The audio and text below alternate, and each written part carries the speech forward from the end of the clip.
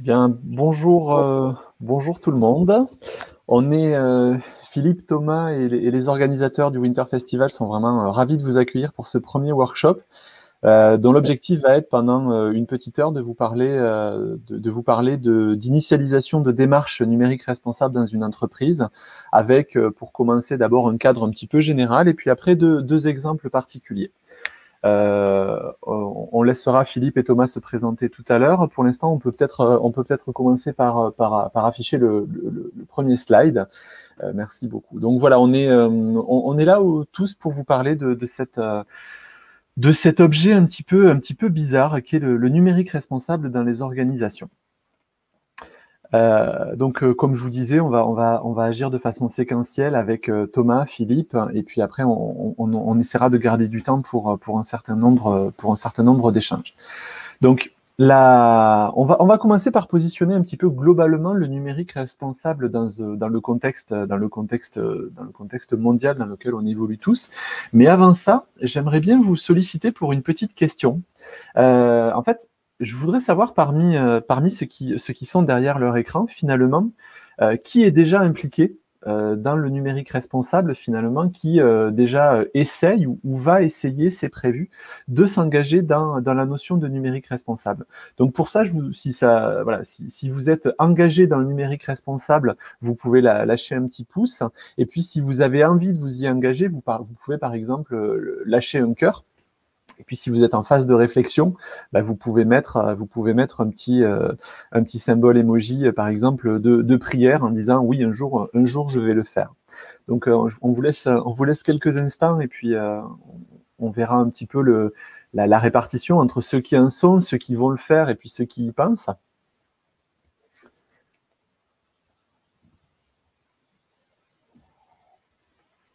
Et en plus, ça me permet de prendre un café, double avantage.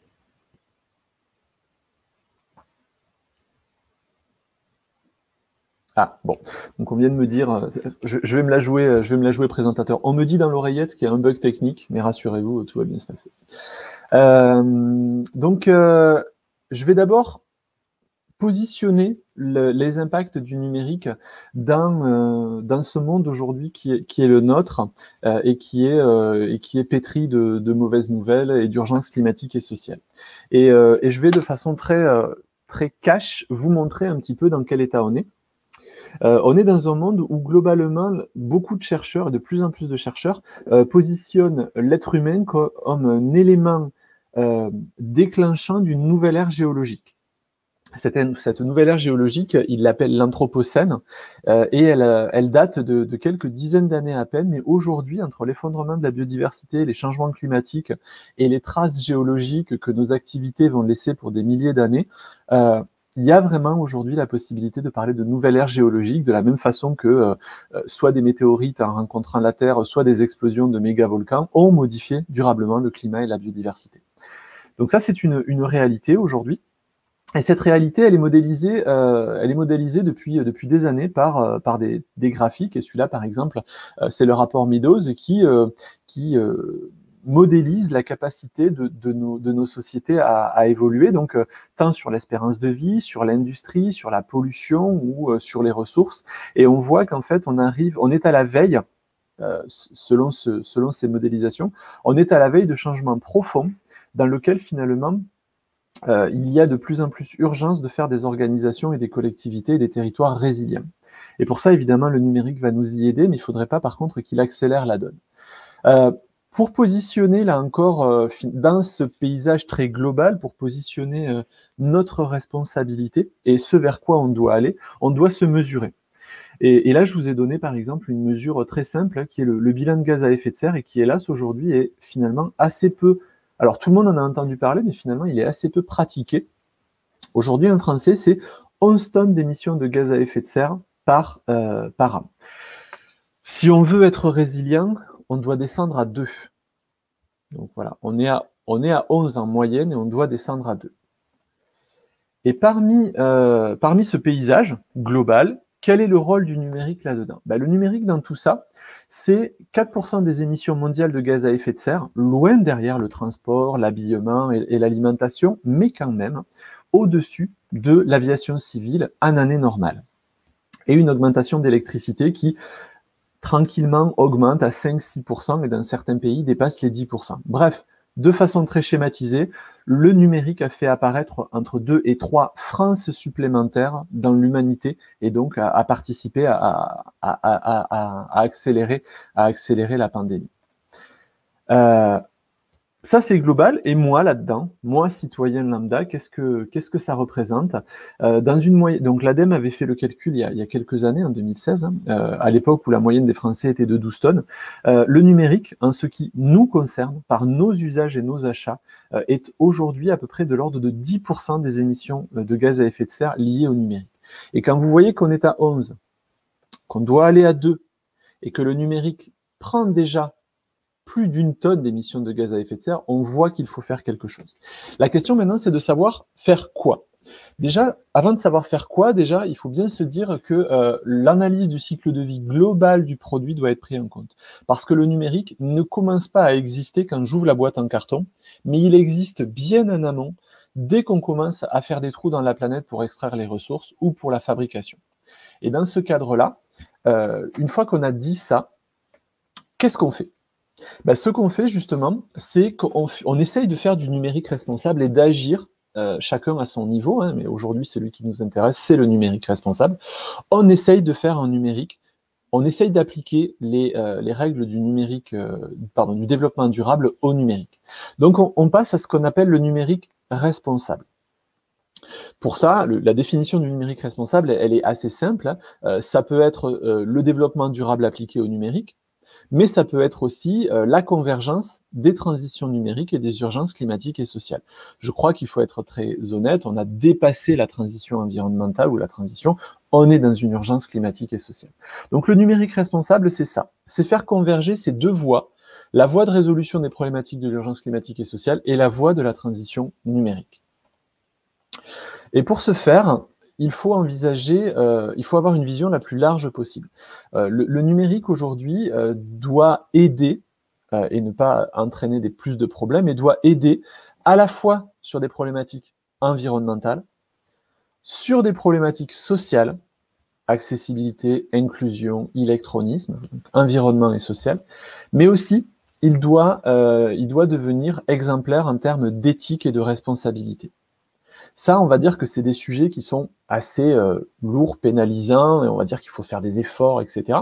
Mais tout ça, ça se fait quand même pour le bien et la résilience des organisations. Avec le rapport Meadows, je vous avais indiqué que si on n'était pas résilient, on allait disparaître. Donc, il faut permettre à nos organisations, qu'elles soient publiques ou privées, d'aller vers de la résilience. Et la résilience numérique aujourd'hui, c'est vraiment quelque chose d'important pour faire émerger des nouveaux comportements, des nouvelles valeurs, de l'innovation sociale et environnementale, pour permettre de rentrer dans un cercle plus vertueux. Les trois leviers dont on va... donc ça, c'est assez théorique. Je vais vous présenter trois leviers qu'on essaiera d'illustrer dans les interventions qui vont suivre.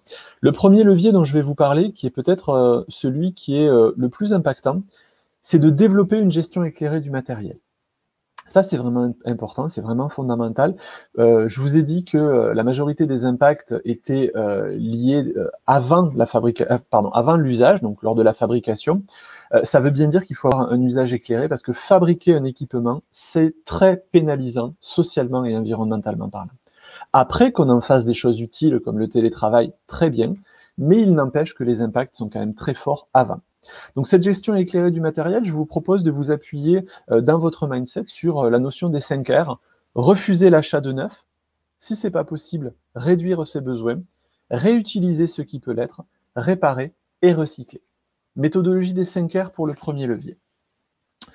Pour le deuxième levier, ce sera plutôt de la conception responsable de services numériques. Donc on a une première base matérielle, et dessus, qu'est-ce qu'on en fait? Dessus, on fait tourner des services. Et là, j'ai repris un petit peu une adaptation du développement durable que Fairness a proposé pour la conception responsable. Globalement, il faut se retrouver à la convergence de plusieurs intérêts. Clients, opérateurs, utilisateurs. Et pour ça, là aussi, je vous propose un petit tips pour vous en rappeler. Un service doit respecter les 3 U. Il faut qu'il soit utile, on doit répondre aujourd'hui à des besoins et plus à des envies. Il faut qu'il soit utilisable par tout le monde, prôner l'accessibilité universelle, et il faut qu'il soit utilisé. C'est-à-dire que si un service n'est pas utilisé, on doit le décommissionner, on doit l'archiver, on doit l'arrêter. Dernier levier, c'est justement cette intégration sociale du numérique, c'est remettre l'humain au cœur du numérique, éviter les problématiques qui étaient classiques de dire on va mettre la voiture au cœur de la ville, et puis maintenant on voit la difficulté qu'on a à extraire la voiture de la ville. Ben, on va essayer de faire en sorte de ne pas reconduire les mêmes erreurs et de ne pas mettre le numérique au cœur de nos sociétés, mais mettre la société au cœur du numérique. Et pour ça, l'objectif, c'est vraiment de mettre l'humain au cœur de tout. Donc voilà. Moi, j'avais 10 minutes pour présenter un petit peu globalement les tenants et les aboutissants. Et maintenant, je vais laisser la parole à Thomas, je crois, pour parler d'un outil justement qui a été mis en place pour aider à mettre en place ces leviers. Voilà. Je te laisse la parole, Thomas. Bonjour à tous et toutes. Thomas Ferraud, je suis le fondateur de l'entreprise Eftel,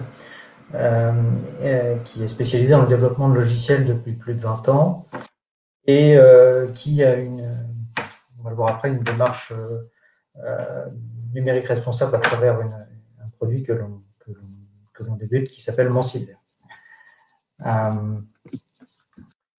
Tout d'abord, je vais réinsister un peu sur le constat. En fait, tout part d'un problème de dérèglement climatique qui est effectivement en cours. On est déjà à plus 1 degré, on a des projections qui sont pas très réjouissantes. Et en parallèle de ça, on a le constat que Internet a un impact caché sur cet environnement. On l'a vu tout à l'heure, effectivement, d'un niveau énergétique où il est à peu près à 5, si Internet consomme 5% de la consommation électrique mondiale, et puis génère 4% des gaz à effet de serre au-dessus du trafic aérien actuel. Donc ce constat nous pousse effectivement à avoir une démarche responsable qui nous dit mais comment rendre le numérique plus responsable. Et en particulier, moi, je me suis posé cette question-là au niveau de mon travail. Je suis une personne comme tout le monde et je souhaite m'engager. De ce fait, comment puis-je décarboner les solutions numériques que l'on produit en fait. D'abord, la première étape en fait a été de me dire que il fallait que je me forme. Donc en fait, suivre un cursus de formation sur le numérique responsable grâce à l'INR. Après 20 ans de création de sites et d'applications web, aujourd'hui, fort de la connaissance, en fait, on s'engage à vouloir créer un cercle vertueux dans le numérique pour être plus responsable. Et on a trouvé, avec mes collaborateurs, en cherchant un petit peu une action directe qu'on pouvait mener, on a imaginé la capacité de pouvoir créer, et si on pouvait créer des sites internet qui étaient bas carbone, voire très bas carbone. Donc, par contre, de cette idée-là, en fait, on a commencé à avancer dans une démarche d'éco-conception, parce qu'en fait, l'éco-conception est réellement le premier pilier d'une démarche numérique responsable. La définition permet de bien constater que la logique est de réduire l'impact négatif d'un service numérique sur l'environnement pour l'ensemble de son cycle de vie. Donc, ce que disait Vincent tout à l'heure, effectivement, une machine, un ordinateur, il a bien fallu le produire et ça a un impact. C'est pas que son usage, donc il faut voir les choses de façon globale. Et par exemple, sur les différents leviers qu'on peut actionner pour pouvoir réduire son empreinte et donc avoir une démarche d'éco-conception. Principalement, on va pouvoir agir sur la conception du produit en elle-même, qu'il soit fonctionnel ou technique, et on a à peu près 60% de levier d'amélioration sur cette partie-là. Ensuite, au niveau d'un logiciel, en fait, on va pouvoir agir sur sa fabrication, donc le code, la façon de le construire, de le fabriquer. On a un levier d'à peu près 15%, donc c'est relativement faible. Par contre, On va avoir un levier relativement fort en travaillant sur la partie hébergement, puisqu'Internet, ce n'est pas ce que l'on voit dans nos supports, mais c'est plutôt là où sont stockées et gérées les informations. Donc, dans la partie volant de progression au niveau des hébergements. Alors, pour notre démarche de mon site vert, pour qu'il soit éco-responsable, il devra être optimisé à chaque étape de son cycle de vie, en fait. Donc, depuis la conception de l'architecture que l'on veut faire, jusqu'à le produit qui va être fabriqué devra être vertueux, la façon de le mettre en ligne, la façon de pouvoir le modifier après, la façon dont les utilisateurs vont utiliser le produit va devoir être vertueux aussi. La notion de retirer ce qui n'est pas utilisé. On va avoir la démarche des fameux 3U. Il doit être évidemment utile, utilisable. Alors, on arrive sur un slide un petit peu plus complexe, mais qui pour moi représente bien qu'est-ce qu'un service numérique. Donc, on a bien d'un côté des devices, des supports qui vont accéder à une application qu'on modélise par un nuage, ce qu'on appelle le cloud, qui en réalité sont derrière des serveurs bien physiques qui sont hébergés dans des data centers. Pour que ce numérique soit éco-responsable, on va avoir toute une logique qui va se mettre en place. On va commencer par l'application, le service. Il doit être optimisé, c'est-à-dire peu gourmand en mémoire, en consommation de puissance d'ordinateur. Son code doit être maintenable, c'est-à-dire pas un empilage de choses par les uns et les autres qui seraient plus maintenables à long terme et qui nécessiteraient de le refaire. Qu'il soit durable, c'est-à-dire qu'il utilise des ressources en termes de logiciels ou autres qui vont durer le plus longtemps possible, qui utilise un système d'exploitation qui soit adapté et peu énergivore, en fait, par rapport aux besoins de l'usage qu'on veut en faire, et que nécessairement que les flux, c'est-à-dire tout ce qui va être émis par le serveur et reçu par les postes, soit le plus léger possible, puisque comment dirais-je, les dispositifs qui permettent de connecter les ordinateurs entre eux sont très énergivores et il y a énormément de perditions à ce niveau-là et on peut agir du coup en optimisant la taille des flux qui passent par ces dispositifs. Côté hébergement, un service numérique éco-responsable doit être proche de son utilisateur. Le serveur doit être le plus proche pour réduire justement cette perdition dans le trafic. Il doit être très peu énergivore, donc nécessité de faire des choix sur la qualité énergétique de l'hébergeur, avec des serveurs le plus mutualisés possible, c'est-à-dire que les ressources doivent être mutualisées pour effectivement ne pas consommer des ressources bêtement, avec une faible analyse de cycle de vie, donc on va rentrer dans une logique de durabilité des supports serveurs, avec un stockage adapté. Il n'est pas toujours judicieux d'avoir des supports à très haute réactivité. On peut avoir sur des données des supports qui sont beaucoup moins énergivores. Au niveau des supports que l'on va utiliser dans ce service numérique éco-responsable, d'abord, ils doivent être réutilisables. En question de nécessiter la création d'un nouveau support ou d'un support en particulier qui va nécessiter la consommation de ressources. Ensuite, il doit être adapté aux besoins, ni surdimensionné, sous-dimensionné, c'est une évidence, mais non plus surdimensionné.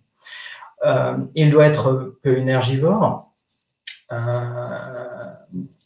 Ensuite, il doit être accessible dans la durée et financièrement accessible aussi. C'est-à-dire, je dois, moi, en termes de créateur de services, fournir un service qui va être utilisable sur des devices le plus longtemps possible. Au niveau de l'utilisation, on a aussi une responsabilité. L'utilisation, elle doit être simple et adaptée, donc il y a un vrai travail d'expérience de l'utilisateur en lui fournissant ce qu'il a besoin et non pas ce qu'il n'a pas besoin. Ça doit être accessible à tous, c'est-à-dire une question d'accessibilité. Les malvoyants etc.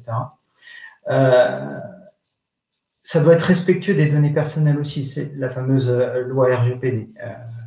Ça doit être éthique et puis aussi sans approche addictive, ce qui est en train de se passer avec certains réseaux sociaux. On arrive donc à la démarche et comment on a pu transposer cette logique à travers notre projet Mon Site Vert.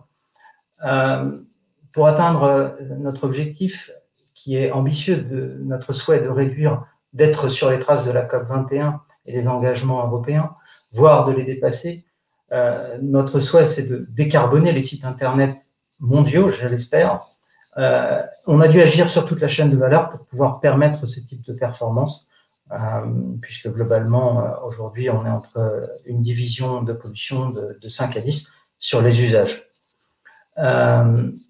Donc, on a dû passer par une logique de créer non pas des sites Internet type WordPress qui génèrent dynamiquement les pages, mais donc on est parti à l'envers, c'est-à-dire qu'on crée des sites Internet qui sont à base de pages complètement statiques. Puis, on va créer des pages les plus légères possibles pour qu'elles ne consomment pas ce qui va être utilisé dans le réseau.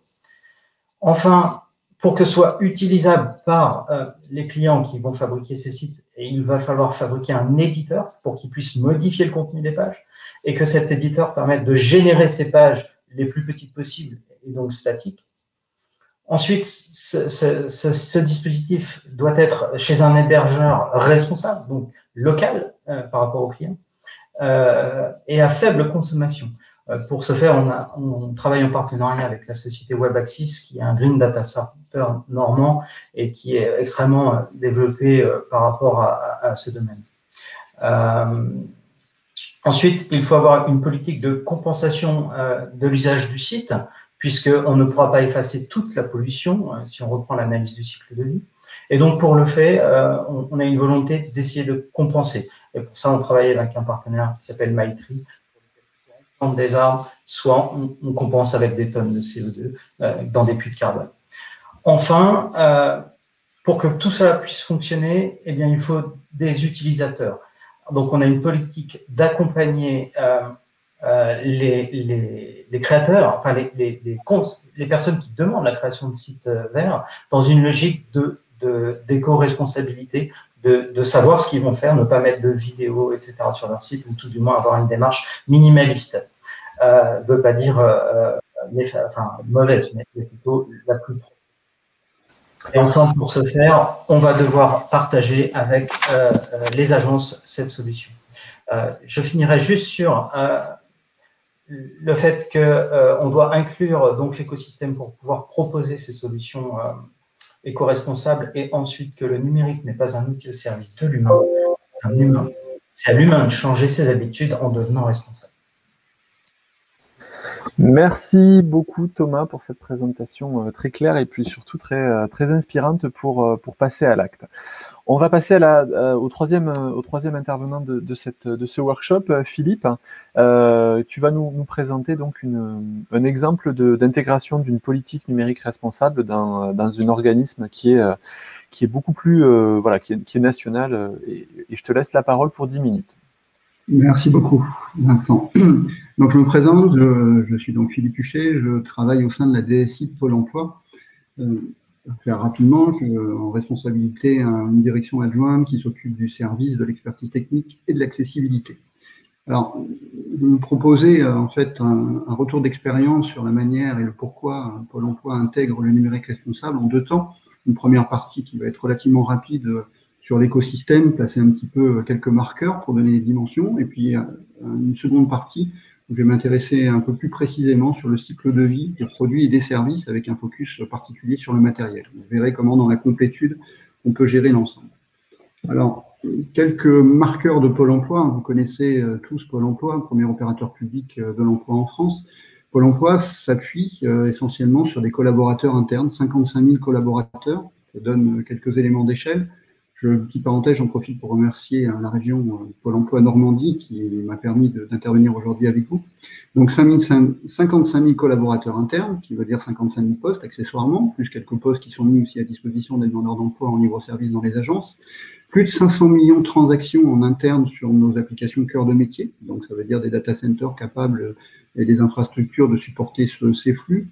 3 milliards de pages Internet vues, visualisées chaque année sur pôle emploi.fr, plus de 2 milliards sur la partie mobile et plus de 78 000 téléchargements faits sur la plateforme de l'Emploi Store qui met à disposition de développeurs indépendants des outils, des API, des informations qui permettent à chacun de développer des applications qui peuvent servir dans le cadre des missions autour de l'emploi. Alors, ce qui est important de savoir, c'est que, bien sûr, la DSI fait partie du cœur de la colonne vertébrale de l'entreprise, puisque tout est numérisé, tout est digitalisé, en grande partie en tout cas. Et le numérique responsable a une place importante puisqu'elle est complètement transverse au sein de la trajectoire d'évolution du système d'information de Pôle emploi. C'est vraiment quelque chose qu'on a voulu placer, vous allez le voir, qui ne peut avoir d'impact que s'il est pris dans sa globalité. Alors, je vais faire juste quelques focus pour expliquer pourquoi Pôle emploi s'est engagé il y a déjà maintenant quelques années autour du numérique responsable. Et je vais juste faire 2 focus particuliers, enfin vraiment très, très appuyés. Le premier, c'est la notion d'inclusion.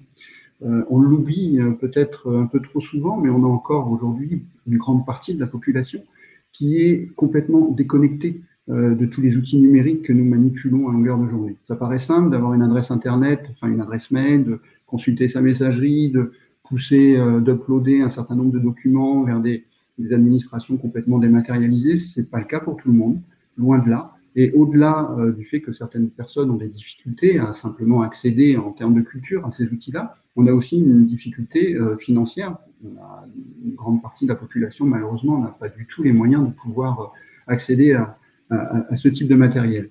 Donc, l'un des leitmotifs de Pôle emploi, c'est de faire le plus pour ceux qui en ont plus besoin. Et donc, évidemment, cette notion d'inclusion, de mise à disposition à tout le monde des ressources numériques et des services digitaux que nous pouvons proposer est quelque chose d'essentiel. Le deuxième focus que je voulais faire, c'est juste un chiffre à retenir. Il faut 22 kilos de produits chimiques pour constituer aujourd'hui, pour construire un ordinateur. 22 kilos. Ça fait un petit peu peur. Et évidemment, c'est quelque chose qu'on n'a pas nécessairement envie de laisser à nos enfants.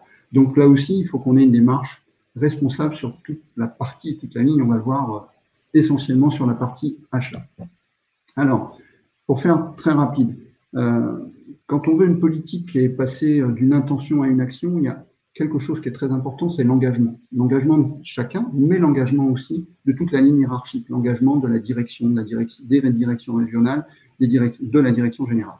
Et donc, pour le cas de la DSI, en tout cas, on a voulu avoir un engagement très très fort en signant un certain nombre de chartes, en s'engageant autour de labels sur lesquels nous sommes mesurés en permanence. La notion de mesure, Vincent en parlait tout à l'heure, est quelque chose d'important, de primordial pour pouvoir vérifier à un moment donné où nous en sommes et quelles sont les améliorations de nos actions. C'est vraiment quelque chose sur lequel il faut mettre. Ce que je vais vous proposer ensuite, c'est de faire un petit focus, là aussi rapide, sur tous les différents éléments qui constituent en fait le cycle d'insertion d'un produit, par extension d'un équipement, donc la partie achat, la conception, l'utilisation, l'exploitation, la fin de vie quand on en a, et le réemploi quand on a la possibilité de le faire. Alors, sur la partie probablement la plus importante, un des leviers qui permet d'avoir des quick wins très rapides avec des investissements qui restent relativement faibles, c'est la partie achat.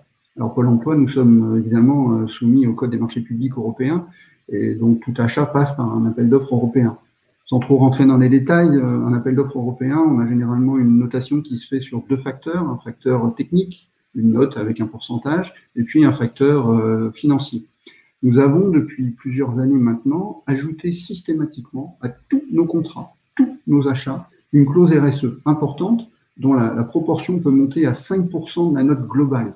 Il faut savoir que parfois, on a 1/10 de point entre le premier et le deuxième détenteur d'un marché, donc c'est vraiment très faible, 5%, c'est énorme. Les clauses sociétales qu'on inclut dans nos marchés sont par exemple de dire des choses très pragmatiques, de dire on exige que le soumissionnaire qui va répondre et qui va gagner le marché puisse employer un certain nombre de personnes éloignées de l'emploi, ils puissent les mettre à disposition sur le marché que nous allons avoir. Nous voulons par exemple que les personnes qui vont faire les entretiens des locaux n'interviennent pas la nuit parce que ça nous dérange, mais interviennent aux heures d'ouverture des services pour pouvoir préserver leur propre environnement à eux aussi. On exige aussi que sur toute la partie matérielle, acquisition, toutes les normes qui sont en vigueur aujourd'hui et qui permettent d'avoir des achats responsables, d'avoir un matériel qui consomme le moins possible, soient appliquées et applicables. On exige par exemple que la fourniture du matériel se fasse le plus possible avec des circuits courts ou en tout cas sur des systèmes qui ont un effet sur le gaz à effet de serre le plus minimaliste possible. Donc tous ces éléments-là sont des éléments qui sont marqués et inclus directement dans les achats. Donc là aussi, très important. La partie conception-réalisation, je ne vais pas m'étendre, Thomas on a parlé longuement juste avant, donc voilà, il faut retenir que c'est quelque chose d'important. Et ce qu'il faut retenir aussi, c'est la partie peut-être UX, design, c'est-à-dire de dire, nous sommes aujourd'hui dans une société où, et c'est normal, c'est leur job, mais les entreprises passent leur temps à nous expliquer que tous les 6 mois, la technologie du dernier téléphone qui était le plus moderne il y a 6 mois est complètement dépassée aujourd'hui, et que si on n'achète pas le nouveau ultra téléphone, on est complètement dépassé. C'est des choses et des pratiques qu'il faut absolument laisser de côté, et c'est important, et ça nécessite un accompagnement auprès des utilisateurs, des usagers, parce qu'on est dans cette dynamique-là. Il faut casser ce rythme-là, ne prendre que ce qui est strictement nécessaire. Et il y a vraiment un gros travail autour de ça. Sur la partie utilisation, alors là aussi, une fois qu'on a acquis du matériel, qu'on a un service, qu'on l'a conçu, on va l'utiliser au quotidien. Je vais juste donner un petit retour d'expérience très simple.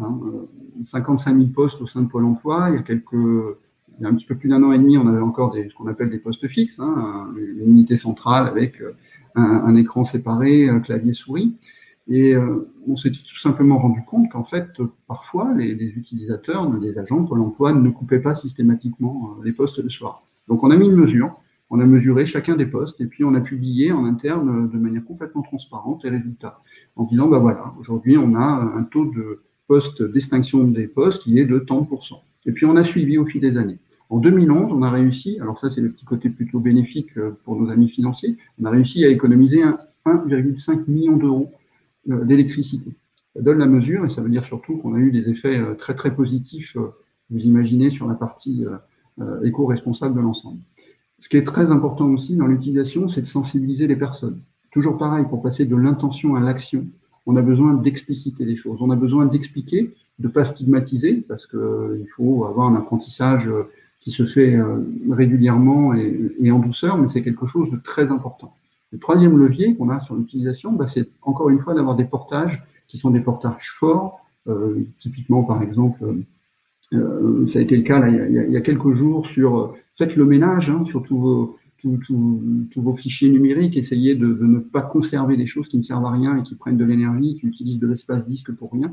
Donc là aussi, ça a été un portage qui, pour vous l'illustrer, a été fait par 2 directeurs généraux adjoints de Pôle emploi. Donc c'est vraiment quelque chose qui est porté au plus haut niveau et qui donne des résultats tout à fait efficaces. Sur la partie exploitation, je ne vais pas trop m'apesanter, mais vous imaginez bien, sur une entreprise comme Pôle emploi, l'exploitation, c'est les data centers. Et les data centers, on a évidemment une problématique autour de la consommation énergétique des data centers, à la fois pour les machines, les serveurs, nous sommes propres hébergeurs de nos applications cœur de métier, et à la fois sur la partie climatisation. Et là aussi, il y a des petites astuces, alors petites, le terme n'est pas tout à fait approprié, mais en tout cas des astuces, des bonnes pratiques qui sont pas très compliquées à mettre en œuvre et qui permettent d'avoir des véritables gains au bout. C'est par exemple de dire à un moment donné que on peut travailler avec les constructeurs pour trouver le bon niveau de température avec lequel le matériel peut fonctionner. C'est ensuite d'avoir des systèmes de confinement. C'est-à-dire que quand vous avez une salle avec un ordinateur au centre, c'est peut-être pas la peine de refroidir l'intégralité de la salle, c'est l'ordinateur qui a besoin d'être refroidi, donc on peut très bien confiner cette partie-là. Et puis c'est de se dire, sur toute la partie énergétique que l'on ne peut pas maîtriser, il faut à minima essayer de la réutiliser. Et typiquement, quand on a des data centers qui sont à proximité de sites, on peut réutiliser l'énergie pour, par exemple, chauffer en hiver les locaux. Ce qu'on a fait, ce qui fonctionne très bien et ce qui permet d'avoir une démarche tout à fait équilibrée autour de ça. Sur la partie réemploi et fin de vie, il y a quelque chose de très important que nous avons engagé il y a un petit peu plus de 15 ans au niveau de Pôle emploi. Il y a 2 facteurs. Le premier, c'est l'allongement de la durée de vie des matériels. Ce que je vous disais tout à l'heure, les constructeurs nous expliquent à longueur d'année que le matériel d'il y a 6 mois est devenu complètement obsolète. Ce n'est pas vrai. C'est très important, d'une part, au moment de l'acquisition, d'acheter des matériels qui ont des taux de fiabilité plus importants. Il existe des ABAC, donc il faut les utiliser, il faut les consulter. On peut regarder quel est le taux de panne d'un matériel et se dire est-ce qu'il a une réparabilité, quel est son facteur de réparabilité. Si on a de la mémoire, par exemple, soudée sur une carte mère, c'est plus compliqué de la changer que quand une mémoire qu'on peut enlever. Et il faut que l'on arrive donc à préserver ça. Il y a quelques années, on avait des tubes cathodiques tous sur nos bureaux d'ordinateur, et puis au bout de 4 ans, on avait une durée d'amortissement financière du tube qui faisait qu'on était bien content de le changer.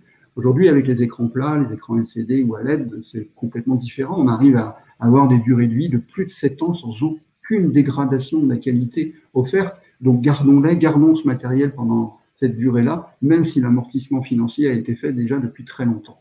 Et la deuxième chose très importante, c'est la priorisation du réemploi. Il faut bien savoir que, encore une fois, un matériel qui n'est plus utilisable dans notre environnement à un moment donné, parce qu'il a quand même une obsolescence, la puissance n'est plus suffisante, à un moment donné, c'est pas pour autant qu'il faut le jeter, loin de là. Il faut essayer au maximum de le réemployer, c'est-à-dire de le mettre à blanc, de vider le disque dur. Il y a des procédures pour ça qui existent, et nous sommes accompagnés aujourd'hui des ateliers du bocage. Nous avons une collaboration avec eux qui date de plus de 15 ans. Et ensuite, de réutiliser, c'est-à-dire d'aller prendre différents composants si l'ordinateur est en panne pour pouvoir en reconstituer un et de le réinjecter, de le remettre à disposition dans une économie avec des personnes qui sont beaucoup plus éloignées de tout ce monde de manière à ce qu'ils puissent l'utiliser. Et ça fait le lien avec ce que disait Thomas tout à l'heure et Vincent, c'est-à-dire que plus on a aussi des applications qui sont légères, des applications qui ont une certaine élégance dans leur manière de fonctionnement et qui ne vont pas nécessiter des puissances de calcul pharaoniques, et bien plus on pourra réutiliser le matériel et le faire avoir une durée de vie beaucoup plus longue. Donc ça, c'est quelque chose de très important. Pôle emploi, encore une fois, est très engagé autour de ça, autour d'un projet qui s'appelle aussi Reboot, dont on aura probablement, vous avez peut-être entendu parler, et puis des dons qui sont faits aussi, parce que les personnes qui sont très éloignées ne sont pas nécessairement que des demandeurs d'emploi, on peut avoir aussi parfois des associations ou d'autres éléments. Voilà ce qui me fait terminer cette présentation. Donc simplement pour vous dire, et en conclusion, il est très important, au-delà de l'intention de passer à l'action, et les leviers sont très souvent relativement simples à mettre en œuvre. Je vous remercie. Merci beaucoup Philippe, là aussi, pour cette présentation qui montre que, quelle que soit l'organisation, c'est possible, on peut faire des choses, on peut passer à l'acte. Merci aussi beaucoup pour cette conclusion qui est très optimiste. Histoire de préparer la dernière partie de ce workshop qui est plutôt consacré aux questions et aux échanges, n'hésitez pas dès maintenant à poser vos questions sur YouTube. Hein. On a quelqu'un qui va s'occuper de nous les transmettre. En ce qui me concerne, je voudrais finir cette présentation finalement pour refaire un focus sur le matériel, parce qu'on a vu quelque chose qui était très macro, stratégique ou outillage. Et l'idée de ce workshop, c'est de conclure sur la gestion éclairée. Donc, si on peut, voilà, l'idée, c'est vraiment de faire un retour sur la gestion éclairée pour que vous partiez de ce workshop avec quelques idées fortes. La première, c'est que, pardon, excusez-moi. La première, c'est que c'est pas savoir l'impact d'un service, savoir l'impact d'un matériel, c'est loin d'être évident. Et pour ça, il faut développer des méthodes scientifiques très précise pour éviter de greenwasher. Hein. Et cette méthode très précise s'appelle l'analyse de cycle de vie. Et ce que la plupart des analyses de cycle de vie aujourd'hui nous présentent et qui justifie l'ensemble des actions qui viennent d'être présentées précédemment, c'est que finalement, c'est l'étape de fabrication qui impacte le plus. Et non seulement elle impacte le plus, mais elle impacte radicalement plus. C'est-à-dire que sur un smartphone, on est à peu près à 80% de l'impact qui est lié à la fabrication. Sur un ordinateur, on est quasiment sur les 3/4. Sur un écran, on est sur 60%. Donc vous voyez, c'est la fabrication qui impacte. Et finalement, toute cette politique de sobriété, de rallongement de la durée de vie, elle répond à la problématique principale qui est que, comme pour les jeans, comme pour les vêtements, comme pour voilà, c'est le neuf qui impacte. Donc ça, c'est déjà quelque chose à avoir en tête. Là, je vous donne par exemple, juste un petit exemple. Hein. Aujourd'hui, des fabricants donnent de plus en plus de ces informations-là.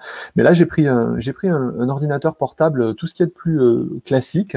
L'impact environnemental en termes d'émissions de gaz à effet de serre, pour une durée de vie de 5 ans, c'est à peu près 150 kg d'émissions de gaz à effet de serre.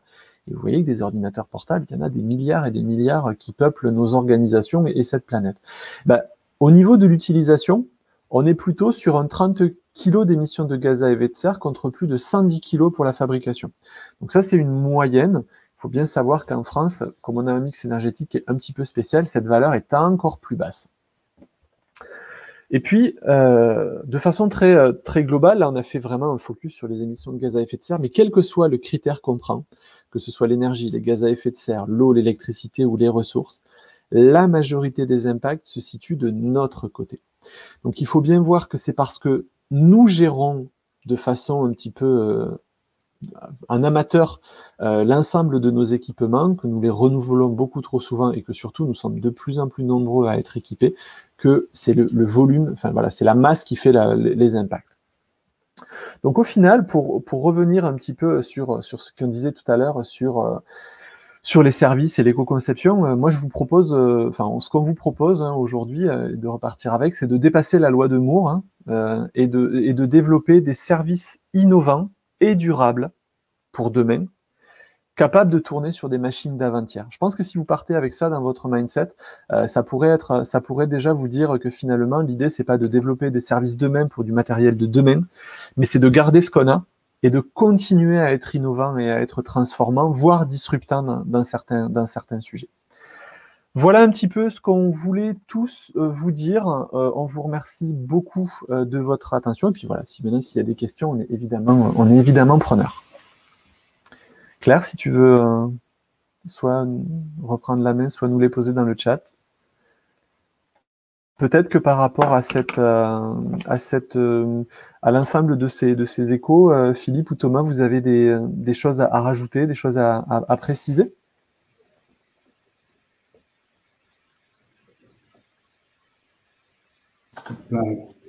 Simplement, oui, juste une chose.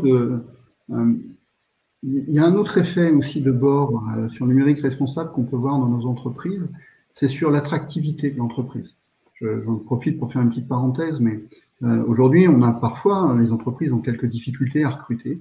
Et le fait d'avoir une entreprise qui, justement, est inscrite dans cette dynamique, qui permet à ses collaborateurs de vivre pleinement et de contribuer à tous ces aspects, fait que l'entreprise peut devenir beaucoup plus attractive. Et on le voit, en fait, sur les embauches qui sont faites avec des gens, alors de ma génération, c'est mes enfants, qui sont plus jeunes et qui, lorsqu'ils découvrent ah oui, c'est vrai, par exemple, pour Pôle emploi, vous faites tout ça, vous avez cet engagement-là, mais c'est super bien.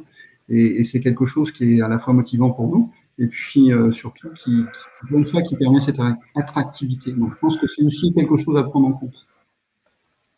Voilà, l'attractivité des entreprises, l'attractivité du numérique, il y a une telle tension sur le marché de l'emploi qu'aujourd'hui, effectivement, les jeunes peuvent se permettre d'être exigeants. Et quand on voit leur mobilisation pour tout ce qui est marche climat ou autre, c'est vrai que aujourd'hui, il y a de plus en plus de difficultés à vouloir travailler dans des entreprises qui ne sont pas alignées avec la COP21, avec le développement durable. Donc c'est vrai que c'est aussi une qualité de pouvoir recruter des jeunes.